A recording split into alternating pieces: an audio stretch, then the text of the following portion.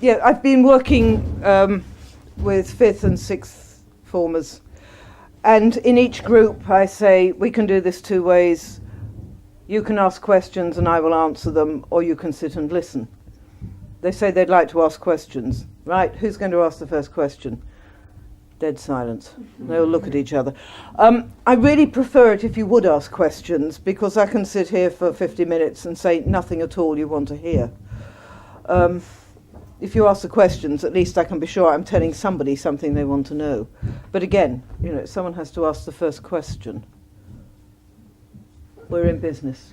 Thank you. What's your relationship with Mal Peet? That sounds terrible. My relationship with Mal Peet. I had never heard of him. He's been writing for a long while, but books for very young children.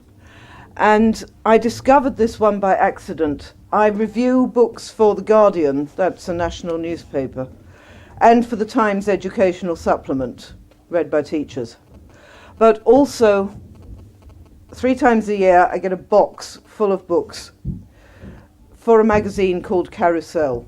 This is reviewing books for parents. We can't say much, we only have 150 words, just to get a book noticed. And Keeper was in there. And I started reading. I did not expect to like it. I'm not a football fan. But I did notice that Mal Peet supports Norwich City, Canaries. And we used to live in Norfolk, and my son-in-law is a steward at Carrow Road at the Norwich football ground. So I thought, I will give him the benefit of the doubt. I will read this. And within 3 pages, I couldn't put it down. And I thought 150 words is not enough. I reviewed it for The Guardian and for the Times Educational Supplement. I wanted it noticed because there are so many books that put people off. And it's absolute nonsense, but everyone in England thinks that boys don't read. Of course they do read, but they read technical magazines, they read computer magazines, they read fantasy. They think it isn't real reading, so they keep quiet about it. And teachers despair. What can we give them to read? Something like this comes along, which is rewarding for anyone, especially people who don't much like reading. But what I really admired about it was that you've got this wonderful story on the surface, the football story, and what we call the subtext, something else going on underneath. If you didn't know what that was, you still had a good story. If you did, you had 2 stories. And I had a very nice letter from Mal after the reviews appeared, saying thank you very much. And by this time I had sent the book to a friend of mine, teacher in the school next door, because I thought his students might like to read it. And then it got to Ludo, and it's got all the way around Torrent now, I think. And the other school are doing a play based on it, and I wrote to Mal and told him this, and he may even be able to get to see it. And we have met once. He won an award for this book. Nothing to do with me, but I do hope I did help to get it noticed. Because it's very rare you find a book that is quite so rewarding for everyone who reads it. That's the extent of the relationship. He's happily married. Right. Okay, you don't have to ask many questions. The answers go on for a long, long while. Has anyone else got? But that was the question, wasn't it? Oh. How do you start judging a book? How do I judge a book like this? First of all, do I like it? Do I admire it? This is what I meant by the subtext. All books, if they are any good at all, I think, can be read on more than one level, especially if they're for children or younger readers. Books for children are not written by children. They're written by adults who may be very highly educated, who have decided they want to write for for children. If they are honest, they can't pretend to be children. They're writing about childhood, about the experience of growing up. This is something children find very difficult to understand. Adults were children and grew up. They tend to think we all started like this. No, we were conceived, we were born, we got older. That's why we look like we do now. But any adult can read a child's book, and if it's good, if it's honest, they can say, yes, this is true. This is what it was like to be a child. I was there. They can imagine being a child again because we have all been children. We have the data. Something English school children are told over and over again. Use your imagination. And no one ever says, what is imagination? I broke mine. I left it at home.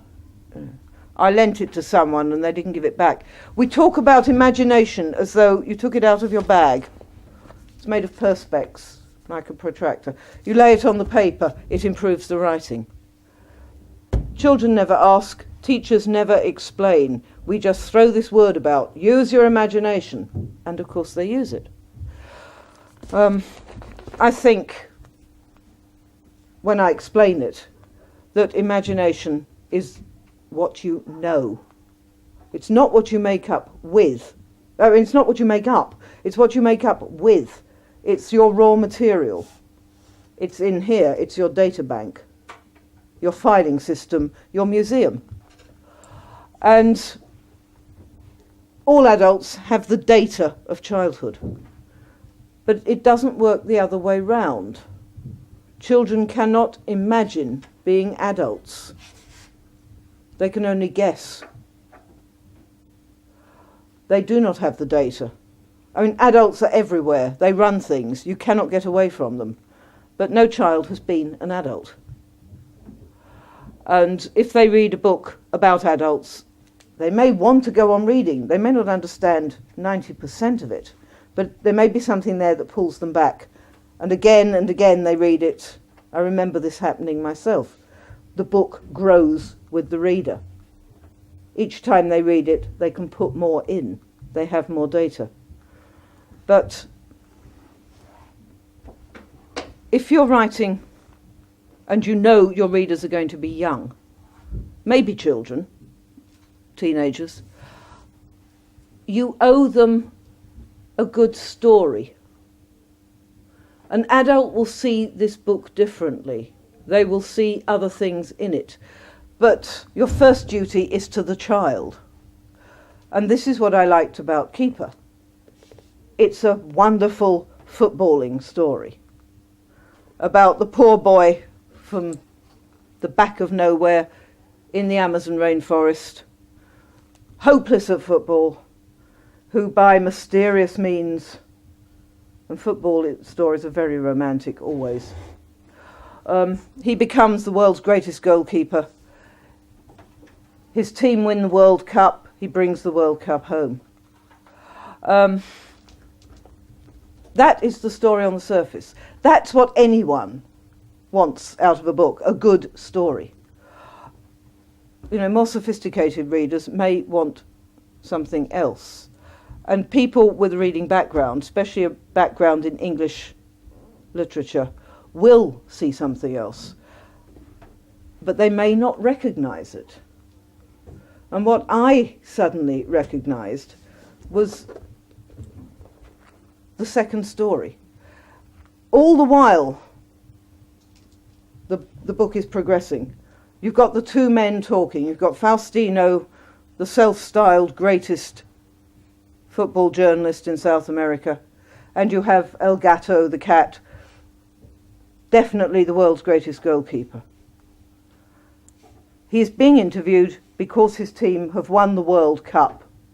It was his doing, and he's brought the cup along with him, and it's standing on the desk all through the interview. And if you remember, the World Cup is what Faustino is interested in. When he starts recording, he says to Gatto, "Give me some background stuff, where you grew up and so on." He's not actually interested. He just wants to do a sound check.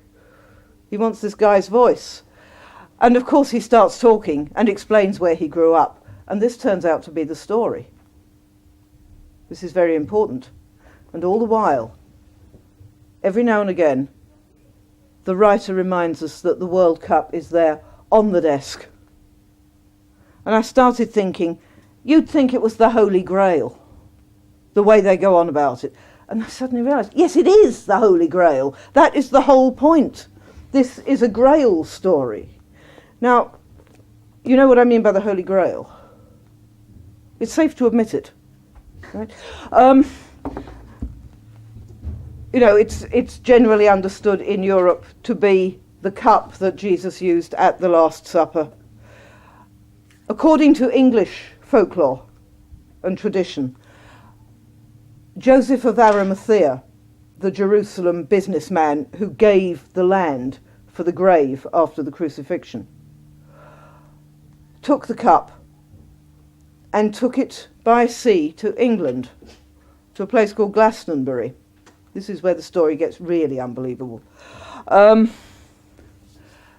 this story got mixed up with the stories of King Arthur. The stories of King Arthur are also connected to legends in Europe. We call ours the Matter of Britain. There is also the Matter of France. The bedrock of these stories of quests and monsters and dragons, kings. There was actually a history of Britain written by a monk called Geoffrey of Monmouth, which is actually the story of Merlin the magician. Politician, general, strategist. King Arthur and the Grail are just an incident in his long life. There are many, many ways of reading the Grail stories, the King Arthur stories, and interpreting them. But the one that Mal Peet has used, the one I recognised, can be found in this book by Sir Thomas Malory, the first English printed novel, Mort d'Arthur, The Death of Arthur, in which 3 of the knights of the Round Table go to a castle called Corbenic and find a king lying desperately wounded and unable to die. These are 3 pure knights. Only a knight who is utterly pure, and there could not have been many of those around, will ever be allowed to hold the Grail. Only Sir Bors, Sir Percival and Sir Galahad even see it. But once they have seen the Grail, the maimed king, in German folklore he's known as the Fisher King, he's healed. And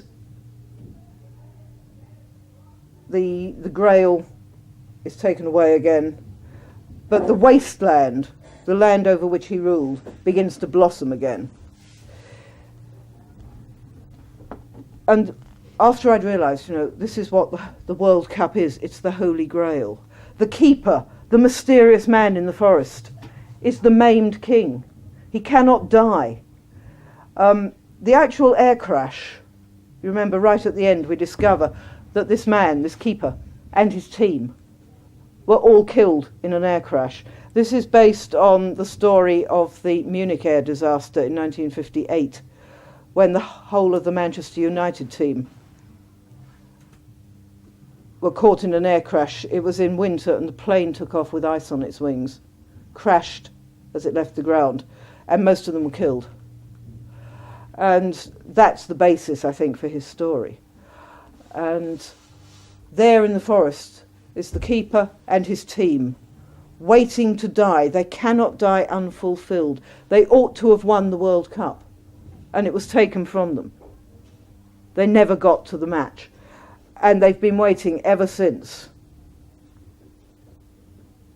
for the right man to win the cup for them, to bring the Grail back, and then they can rest. And of course, you think, what's happening to Gatto's country. Peet never actually says which country it is. I mean, most people, I think, assume it's Brazil. But the aggressive deforestation, the cutting down of the trees, this is the wasteland.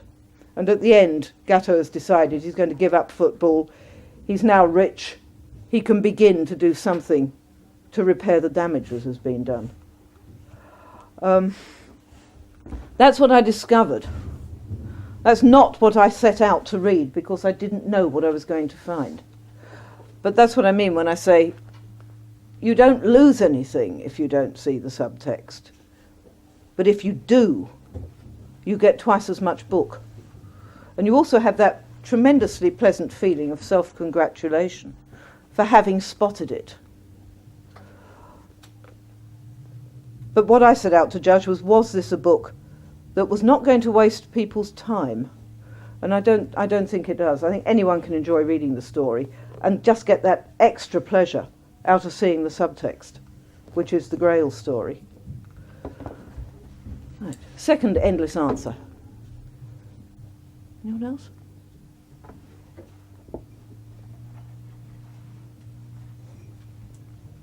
Yes. Are there any books from quite famous writers that you really don't like at all?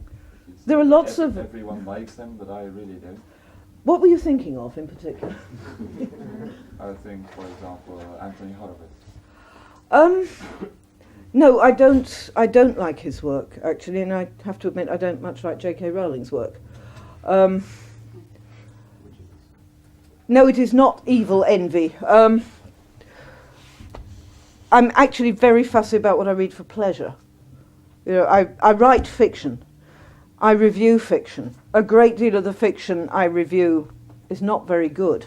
I still have to read it before I decide I'm not going to review it.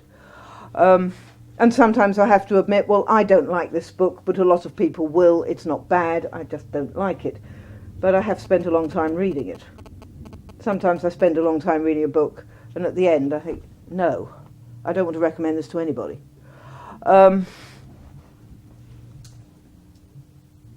When it comes to my own reading, I read very little fiction, because so much fiction now is so hyped. I just end up feeling disappointed. Nothing is just good. It has to be brilliant, superlative, the best since, well, last week usually. It's like there are no stars anymore. Everyone is a superstar. You're not famous for doing things, you're famous for being famous. That's the wonderful description of celebrity. Famous for being famous. You know, famous for being in rehab. Famous for being drunk every night. You know, not for having done anything. And a lot of books are rather like that. They're famous because of who wrote them or because of what they're about. Rarely because of the way they're written. And my own particular field of interest is history. Military history, Russian history, and medieval history. And some of our best writers are historians. I think good writing is writing that communicates what it is meant to communicate. It doesn't have to be inventive fiction. If it is good, it's doing its job. One of my favourite books is A History of Communications. From Neanderthal man waving to another Neanderthal man, mammoth coming, run, you know, to microwaves. It's got everything. It's got heliograph, semaphore, telegraph, electric telegraph, radio telephony, microwaves. I came across it because I was writing an historical novel,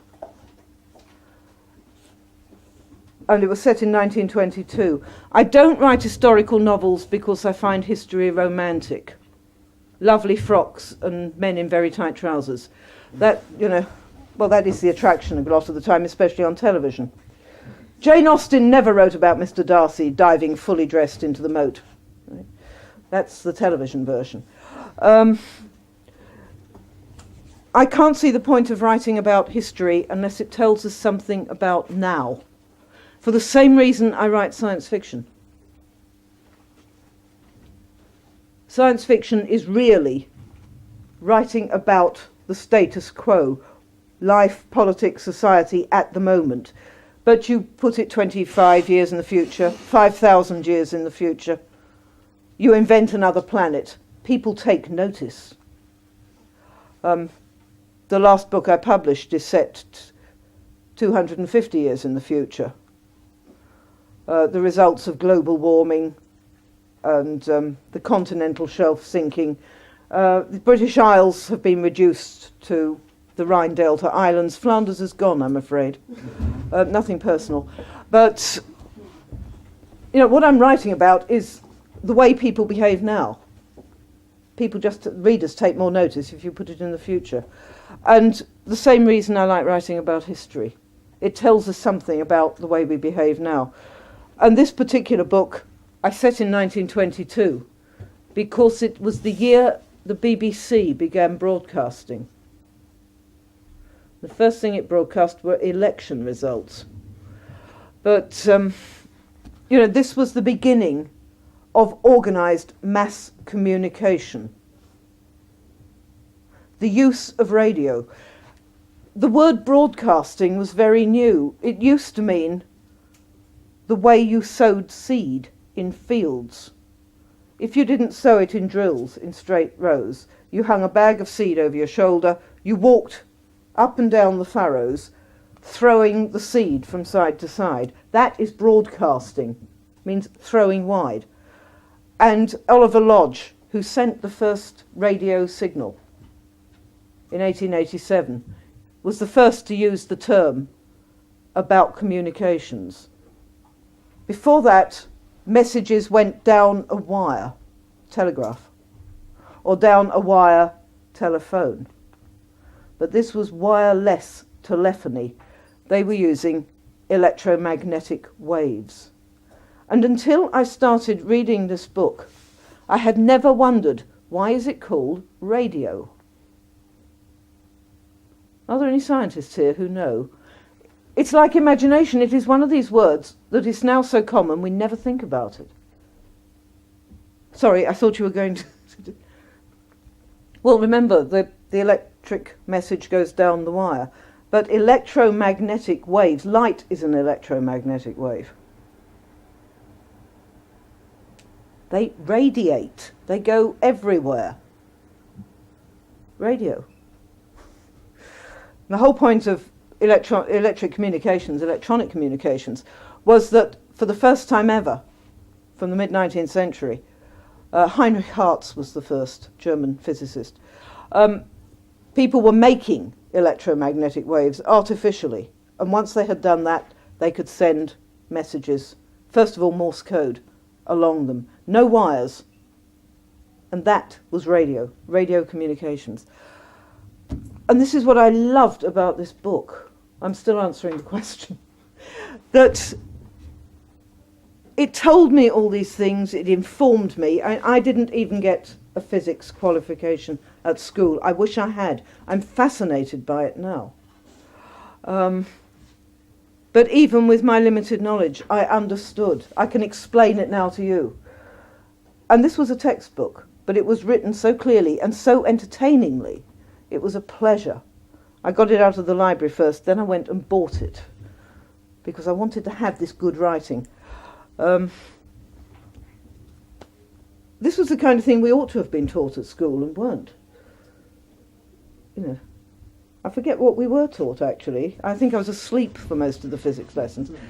Now I think any fiction writer has to be prepared to be interested in anything. I didn't realise that at the time. And I do regret the things I have no grounding in.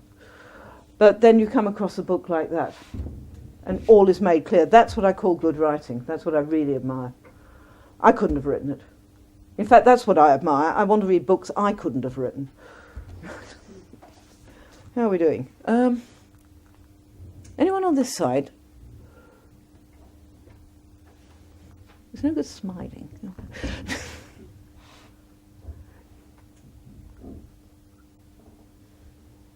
You know, I can go on, but I'd much rather answer questions. Frantic twiddling. Okay. Oh, the you and then you, yes. Do you write for yourself, for others, or is there a bigger general purpose behind the writing? If I say money, you'll be very shocked. No. No, I mean, it is the day job. This is for the last 30 years. This is how I raised my family, how I paid for my house. I write, first of all, to please myself. I must be the first person who likes it and enjoys it. But I'm fairly rigorous myself. I write 3 drafts. 3 complete ones. I don't write on a computer. I handwrite, then I use a typewriter. And I'm not working on a screen. I'm going back, rewriting each time. And I stop after 3 drafts because I cannot improve it on my own. This is where the editor steps in, the publishers, who says, "This is brilliant, wonderful, can't believe how good it is. This is what I need to hear," after a year or 2 years. Then he says, "Let's talk," and basically tells me where it's gone wrong, where it isn't working. Very often I will know this, but I don't know what to do about it. Some writers don't like being edited, and it's very easy these days. If your book looks like being a bestseller, no one will bother. It'll make money. Who cares whether it's any good or not? I don't expect any of mine to be bestsellers, which is just as well, because they aren't. I like to work with an editor. I like my editors to be tough. And most of the time, I think they're right. I can always reject any suggestion they make, but I don't want to, because usually I know something isn't working. And the editor is the first person who sees it. I don't care what anyone thinks after that. This is the person who matters. I don't show it to anyone else beforehand. They're going to read it on behalf of everyone else who buys it, borrows it, has to study it in class. They're the person who are going to make it work. And from a writer-reader point of view, that's how I operate. After I've got it down, I don't matter so much. It's the book that matters. The editor's duty is to the book, not the writer. This thing is going out there. People aren't buying me, they're buying the book. I think, especially writers for children, tend to think that they are loved by their readers. Well, they're not, because we are not known. The readers don't know us. They know the books. It's the books they love. And they probably find the writers very disappointing if they met them. But, from my point of view, what I want to do is take an idea and see what I can do with it. And being a professional writer, the money, this is the point, being paid for doing it gives me the chance to get this enormous education. If you like, I'm buying a lifetime's education by writing, because whatever I know when I start a book, I know 10 times more when I finished. And a fraction of that will actually be conveyed to the readers. So from my point of view, yes, I'm processing, I'm learning, I'm passing it on. That's what I really like doing. I just have to remember enough people must want to read this book for me to be able to go on doing it. Could you, in one or another way, compare your writing style with Mal Peet's writing style? I hadn't thought about that.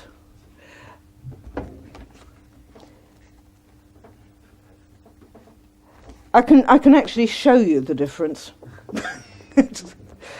Because it's actually, when you look, very obvious. Most pages of Mal's book will look like this. And most pages of my books look like that. He's got two people talking. I've always got a large number of people. This is what I'm good at, dialogue. I mean, his dialogue is good, but he doesn't rely on it the way I do. It's a different kind of writing. I mean, most of the conversation is actually a monologue. It's one voice, isn't it? It's Gatto telling his own story. I have written books in the first person. This one is told by the narrator. I don't often do it. Short stories, yes, not whole novels. But normally what I want is a third person omniscient author, narrator, one person who knows everything. That's all it means, omniscient, knows everything. God is omniscient, writers are omniscient. But I mean, it is literally the Latin, knows all. You're in everybody's head. Whereas a first-person narrator, you have this unrivaled access to one head, but you don't know what anyone else is thinking. Sometimes I find it useful, but not often. Mal has done both. He's actually got a third-person narrator telling the story, but most of the time we are in the head of the person whose story it is. This book actually has two main characters and, I don't know, 20 or 30 Stratford boys, yes, 20 or 30 secondary characters, and everybody is talking all the time. It's a book, you may have guessed by the title and the cover, about Shakespeare. It is not like Shakespeare in Love. I think things like that, books like that, films like that, try to make Shakespeare an accessible person. I'm interested in making him an accessible writer. I wondered how he wrote his first book, his first play. You know, what was it that got him started? Because this was no boy genius. If he had been a brilliant writer when he was very young, we'd know.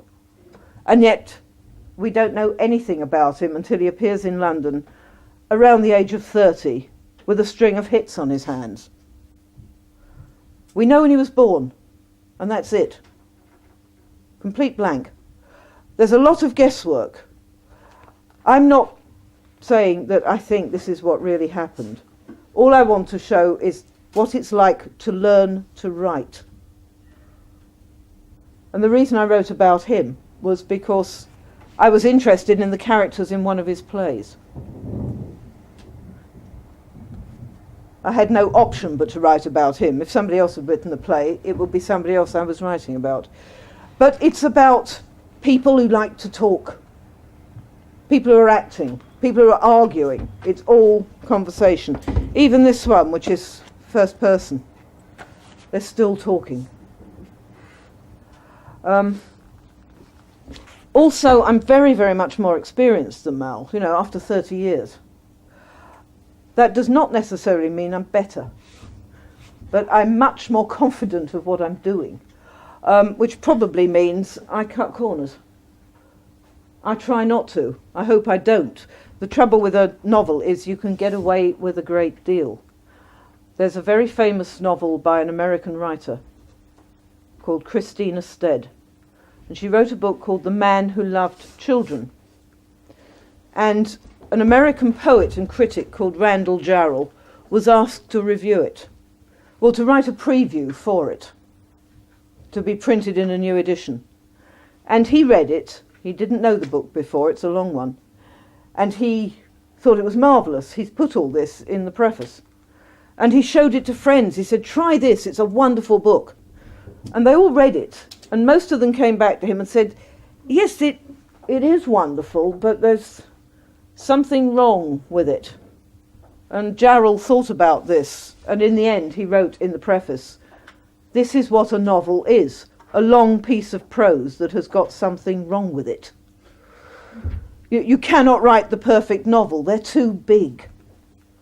And the danger always is the more you do, the more you know you can get away with. And I don't try to get away with anything, but sometimes I know I have. I can pull off a trick that'll save me time or effort. Whereas perhaps Mal won't do that because he's still finding out how. On the other hand, I write short stories, and I am quite ruthless about those. You can't get away with anything in a short story. All children have to write short stories, especially in the UK. The government says so. All children from the age of 7 should be able to write simple short stories. Most adults can't write short stories. Most writers can't write short stories. Most writers are novelists. It takes longer, but it's much easier. A short story must work well, or it doesn't work. If it's not very good, it's no good.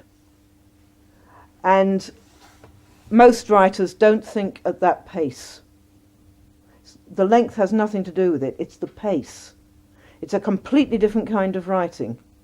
And I said when I've written a novel, I want my editor to take it apart, and I will rewrite. I will not rewrite a short story. I know what I'm doing.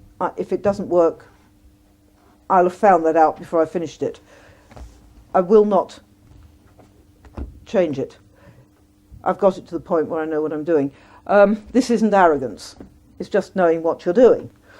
But with a novel, no, I think everybody knows secretly that you don't write a perfect novel.